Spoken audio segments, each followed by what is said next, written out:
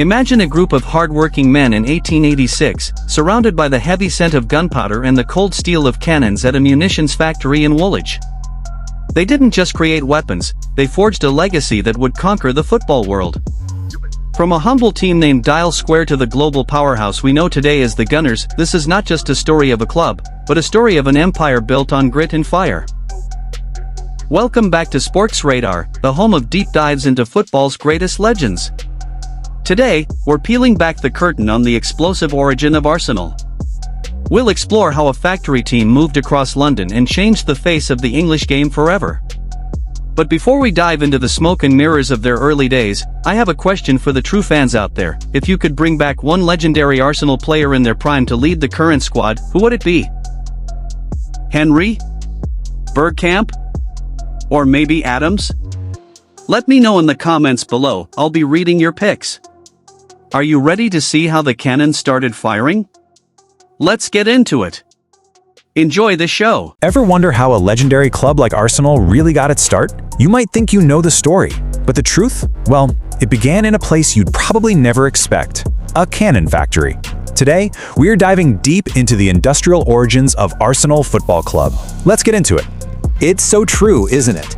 Every massive organization, every iconic team that feels like it's been around forever, it all starts with a simple idea. Just a shared vision in the hearts and minds of a few people. Well, the answer isn't in some fancy, polished boardroom or under the bright lights of a modern stadium. Nope. To find the real origin, we have to go back in time. Back to a place of grit, sweat, and soot, right in the heart of industrial London. Okay, so this is where our story really kicks off. We're in the middle of the Industrial Revolution. Inside these deafening, dirty workshops where a tiny spark of an idea was about to set the entire football world on fire. Just try to picture it. Woolwich, London, late 1800s. The air is so thick with smoke you can taste it, and the soundtrack of your life is the constant, endless clank of metal on metal. This is the Royal Arsenal Armaments Factory, a massive place where thousands of people toiled in some pretty grueling and often dangerous conditions. I mean, can you imagine? 12-hour shifts of just back-breaking labor was the norm. But out of that shared struggle, something really powerful emerged. A unique brotherhood. A deep-down desire for something more. Something beyond the factory whistle. An escape. A piece of joy they could actually call their own. And into this scene walks our hero, David Danskin.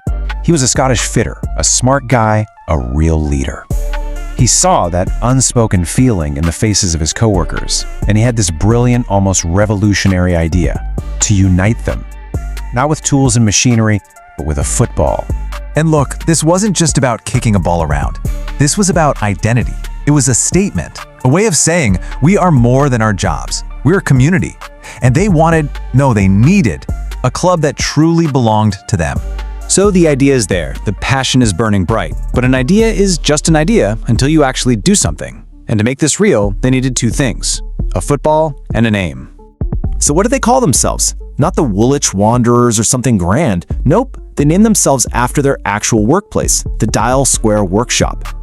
Now what's so great about this is that it cemented who they were. They weren't hiding their working class roots. They were wearing them like a badge of honor. And things moved fast. In October, it's just 15 guys passing a hat around, pooling their money to buy their very first football. By December, Dial Square FC is officially a thing. And just 11 days after that, they're stepping onto a pitch for their very first match. Unbelievable. And what a debut it was. They were up against a team called Eastern Wanderers, and they didn't just win, they completely dominated. The final score? A stunning 6-0. From the very first whistle, you just knew this dream wasn't just alive, it was roaring. And this table just brilliantly illustrates who these guys were. Look at this lineup. Their goalie was a metal turner, their captain, Dunskin, was a fitter. These were the men who were building cannons and shells by day, and then building a football club in their spare time. Absolutely incredible.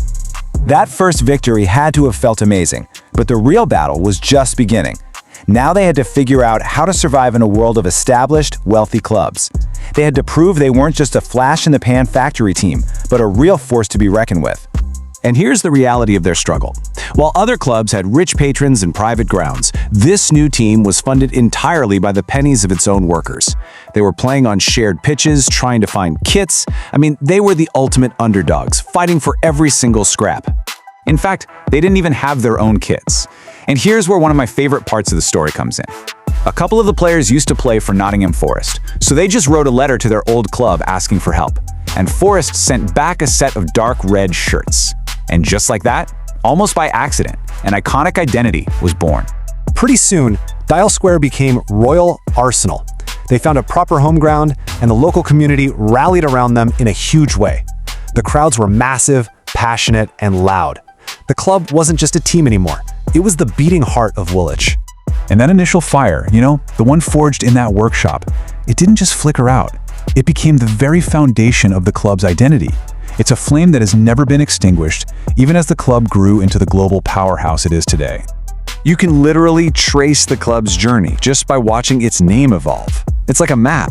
They went from Dial Square for one workshop to Royal Arsenal for the whole factory, to Woolwich Arsenal for the entire borough, until finally, after moving to North London, they just became the Arsenal. That's it. Nothing else needed. And if you look closely, you'll see the DNA of those founders is still woven into the fabric of the modern club. That spirit of community, it's right there in the motto, Victoria Concordia Crescit, victory through harmony. Their resilience, that's the very definition of the Arsenal way. And their ambition, well, that's what turned a factory team into a global super club. From just a handful of workers chipping in for a ball, to a worldwide community of millions. Yeah, the scale has changed, but the spirit, the very soul of the club, born from the fire and iron of that Woolwich workshop, remains exactly the same. So, the next time you see that famous red and white shirt, just remember, it's more than just a piece of clothing. It's a symbol of resilience, it's a testament to community, and it's the enduring legacy of a few factory workers who just dare to dream a little bigger. From the gunpowder factories of Woolwich to the invincible seasons of North London, Arsenal's history is truly one of a kind. But here is the real debate. Do you think Arsenal is still the biggest club in London, or has the balance of power shifted? Don't just watch, let your voice be heard. Type Gunners in the comments if you believe they are still the kings of the city, and let's see how many of you are part of the family. If you loved this trip down memory lane, make sure to smash that like button and subscribe to Sportx Radar. Our journey through football's greatest origin stories is far from over, and you definitely don't want to miss our next episode. Which legendary club should we put on the radar next? Tell us your pick below. Thanks for watching, and as always, keep your eyes on the radar. See you in the next one.